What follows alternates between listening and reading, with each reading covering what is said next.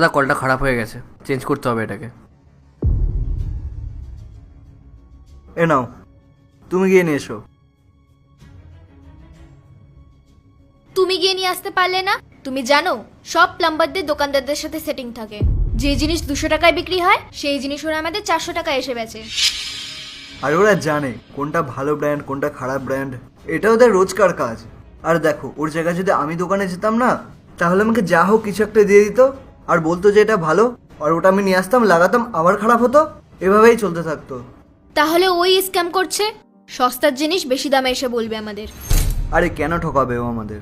ও আমাদের বাড়িতে 8 বছর ধরে কাজ করছে। তুমি কোনোদিনও আমার কথা শোনো না, আর শেষে আমার কথাগুলোই ঠিক হয়।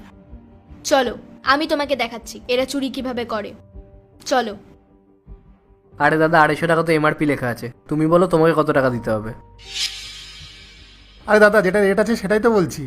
আরে দাদা, আমি কি তোমার দোকানে প্রথমবার জিনিস নিতে এসেছি? আমি তো সবসময় তোমার দোকান থেকে জিনিসপত্র নিয়ে যাই, একটু ঠিকঠাক দাম বলো। আচ্ছা ঠিক আছে, তুমি 230 টাকা দাও। এই নাও। দেখলে, 20 টাকা ডিসকাউন্ট করিয়ে নিল, আর যখন বাড়ি যাবে তখন বলবে 250 টাকা হয়েছে। এভাবেই চলে এদের কাজ কারবার, বুঝলে? চলো।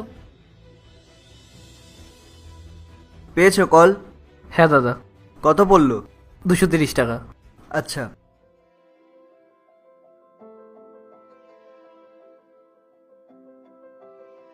তোমাকে বলেছিলাম না, সবাই সমান হয় না।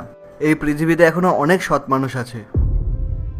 এখন তুমি এটা ভাবো, দোকানদার ওকে 250 টাকা বলেছে, ও আরো 20 টাকা কম করেছে দরদাম করে। এখন এর জায়গায় আমি যদি দোকানে যেতাম না, তাহলে আমাকে এদিক সেদিক এটা ওটা নানান কিছু বুঝিয়ে 300 টাকা নিয়ে নিত। জানো ওই দোকানদার ওর থেকে কম টাকা কেন নিয়েছে? কারণ ও জানে, বোঝে কিভাবে এই সমস্ত জিনিসপত্র কিনতে হয়।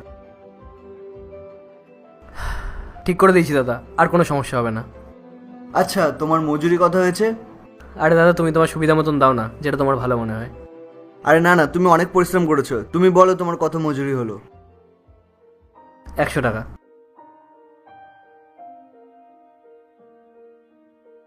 এ নাও।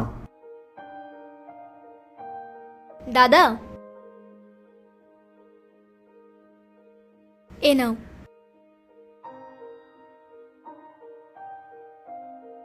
দিদি, এটা কিসের জন্য?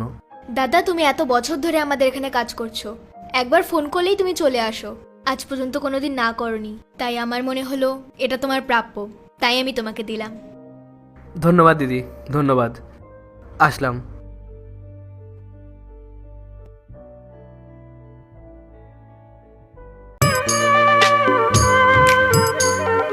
পূর্ণিমা চাঁদ অঙ্গ তোমার, অঙ্গে সোনার জ্যোতি, একেই বলে অপরূপা, অপূর্ব রূপবতী।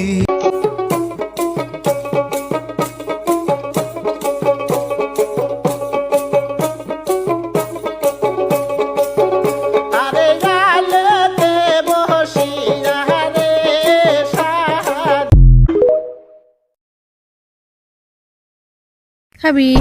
হ্যাঁ খামু খামু। এখন না, কয়দিন পরে খাইস, ডাব এখনো বাড়তি হয় নাই। দেবো না, খালি হুদা হুদা আসা দেশকে। আপনি বড় চালাক চতুর নারী, এত কাছে আসি তবু ধরিতে না পারি।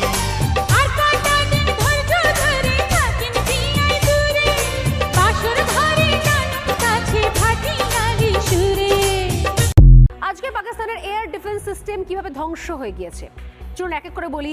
যে 7 জায়গায়, প্রথমে দেখাই সেই ম্যাপের মাধ্যমে 7টা লোকেশন, এই 7টাই শহর, যে 7টা শহরে আকাশ প্রতিরক্ষা ব্যবস্থা অর্থাৎ এয়ার ডিফেন্স সিস্টেম আজ ধ্বংস হয়ে গেল পাকিস্তানের। কোন কোন জায়গা? ভাওয়ালপুর, এর আগে ভাওয়ালপুরের জঙ্গি ঘাঁটি নস্যাৎ করে দেওয়া হয়েছিল। এর পাশাপাশি দেখুন সবটাই কিন্তু দেশের মধ্যে জায়গা। কি কি জায়গা? একদিকে চকওয়াল, গুজরানওয়ালা, নারওয়াল, শিয়ালকোট, শেখপুরা এবং লাহোর।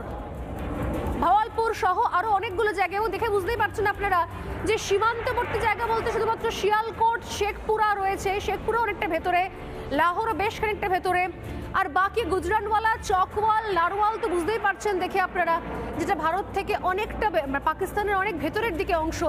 এবং এই সমস্ত শহরগুলোর যে এয়ার ডিফেন্স সিস্টেম রয়েছে সেগুলো সম্পূর্ণ ভেঙে দেওয়া হলো। কেন কেন ভারত ভেঙে দিল? ভারত শুধুমাত্র বলেছিল জঙ্গি ঘাঁটি ধ্বংস করবে, তাহলে শহরের এয়ার ডিফেন্স সিস্টেমে ভারত আঘাত হানলো কেন? বেশ করেছে হেনেছে, কারণ গতকালে অপারেশন সিঁদুর দেখার পর এই কাপুরুষ পাকিস্তান লাগাতার সীমান্তে যেগুলো গ্রাম, যে জায়গায় যুদ্ধ হওয়ার কথা নয়, চুক্তি ভঙ্গ করে সেই সমস্ত গ্রামে গোলাগুলি চালিয়ে যাচ্ছে লাগাতার। তাতে অনেক নাগরিকের প্রাণ সংশয় হয়েছে। এবং শুধু তাই নয়, তার সঙ্গে মারাত্মক প্ল্যান কষা হয়েছিল। ভারতের কাছে যে খবর ছিল আজ সকালে ভোর রাতে যখন আমরা সবাই ঘুমিয়েছিলাম, সেই সময় ভারতের 15টা গুরুত্বপূর্ণ শহর, 15টা জনবহুল শহর, সেই শহরে ড্রোন হামলা চালাবে পাকিস্তান। ভাবুন, যার সঙ্গে কোনো সম্পর্ক নেই। আমরা কিন্তু নষ্ট করেছি জঙ্গি ঘাঁটি, সাধারণ মানুষের স্কুল, কলেজ, হাসপাতাল, ব্যাংক, সরকারি ভবন নয়। কিন্তু পাকিস্তান প্ল্যান করেছিল আজ ভোর রাতে সবাই যখন গভীর ঘুমে থাকবে ঠিক সেই সময় 15টা শহরে তারা হামলা চালাবে, ড্রোন হামলা। 15টা শহর, ভারতের 15টা শহর। কিন্তু আমাদের কাছে রয়েছে S-400 সুদর্শন চক্র। পাকিস্তান জানতো না S-400 সুদর্শন চক্র কি। S-400 সুদর্শন চক্র হচ্ছে এমন এক চক্র যা ভারতের আকাশকে ঘিরে রয়েছে, ভারতের আকাশে বর্মের মতো কাজ করছে।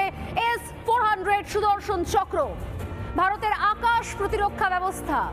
অন্য দেশের আকাশ থেকে ভারতের আকাশে কিছু প্রবেশ করলে সঙ্গে সঙ্গে সুদর্শন চক্র অ্যাক্টিভ হয়ে যায় এবং মুহূর্তের মধ্যে যা ঢোকার চেষ্টা করছে তাকে ঝাঁঝরা করে মাটিতে নামিয়ে আনে। এটা হচ্ছে S-400 সুদর্শন চক্র, ভারতের এয়ার ডিফেন্স সিস্টেম। পাক হামলার মোক্ষম জবাব দিয়েছে এই সুদর্শন চক্র। ধ্বংস হয়ে গিয়েছে পাকিস্তানের মিসাইল এবং ড্রোন। ভাবুন, মিসাইল পর্যন্ত হানা করেছিল, ড্রোন অ্যাটাক করেছিল, মিসাইল হামলা চালিয়েছিল। আমরা জানিও না, কারণ আমরা জানি না যে আমাদের দেশ আমাদের জন্য কি প্রোটেকশন বানিয়ে রেখেছে। ধরে রাখুন, ঠিক একটা জমির ওপরে যেরকম একটা কড়াই উল্টে রাখলে যেরকম উল্টোনো কড়াইয়ের মতো একটা বর্ম থাকে, এও হচ্ছে এক অদৃশ্য বর্ম যে আমরা খালি চোখে দেখতে পারি না। সেই অদৃশ্য বর্ম হচ্ছে এয়ার ডিফেন্স সিস্টেম, অর্থাৎ এয়ারকে ডিফেন্স করে রাখছে যে সিস্টেম, অর্থাৎ আকাশকে আগলে রাখছে যে সিস্টেম। অর্থাৎ অন্য কোনো দেশ থেকে যদি কেউ আমাদের জমিতে ঢোকার চেষ্টা করে, তাহলে আকাশেই তাকে নিষ্ক্রিয় করে দেওয়া হবে, ভেঙে দেওয়া হবে, তার ধ্বংসাবশেষ এসে পড়বে আমাদের জমিতে। সেই ধ্বংসাবশেষের ছবি আমি দেখাবো। বিভিন্ন প্রান্ত থেকে সেই ধরনের ফুটেজ আমাদের কাছে এসে পৌঁছেছে। ধ্বংস হয়ে গেছে পাকিস্তানের মিসাইল এবং ড্রোন। S-400-কে সুদর্শন চক্র বলে সেনারা। এমন সুদর্শন চক্রের মতো এমনই তার তেজ, একসঙ্গে একাধিক আগ্নেয়াস্ত্র, একাধিক ড্রোন, একাধিক মিসাইলকে নিষ্ক্রিয় করতে পারে। সেটাই সেনারা তাকে সুদর্শন চক্র বলে ডাকে। যুদ্ধ বিমান, ব্যালিস্টিক মিসাইল বা ড্রোন, যুদ্ধ বিমান হোক, ব্যালিস্টিক মিসাইল হোক বা ড্রোন, মুহূর্তের মধ্যে, কয়েক সেকেন্ডের মধ্যে আটকে দেবে সুদর্শন চক্র, S-400 সুদর্শন চক্র। শুধু তাই নয়, কত দূর থেকে আটকে দেবে? 600 কিলোমিটার দূর থেকে। 600 কিলোমিটার দূর থেকে শত্রুর মিসাইলকে ট্র্যাক করে নেবে এই S-400 সুদর্শন চক্র। কোন দিক থেকে আসছে, কোন দিকে যাবে, প্রতিটা মুহূর্ত তার অত্যাধুনিক সেন্সর ট্র্যাক করে নেয়। এবং 600 কিলোমিটার পর্যন্ত সে ধ্বংস করে না, সে শুধুমাত্র ট্র্যাক করে।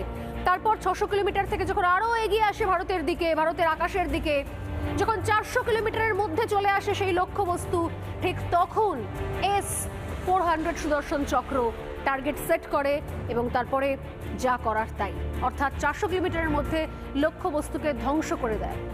মোট 72টা মিসাইল ছোড়া হয়। ভাবুন, মোট 72টা মিসাইল ছোড়া যায় এই S-400 সুদর্শন চক্র থেকে। পাকিস্তান কটা মিসাইল ছুড়েছে? একটা দুটো মিসাইল বা খান 4-5 ড্রোন ছুড়েছিল।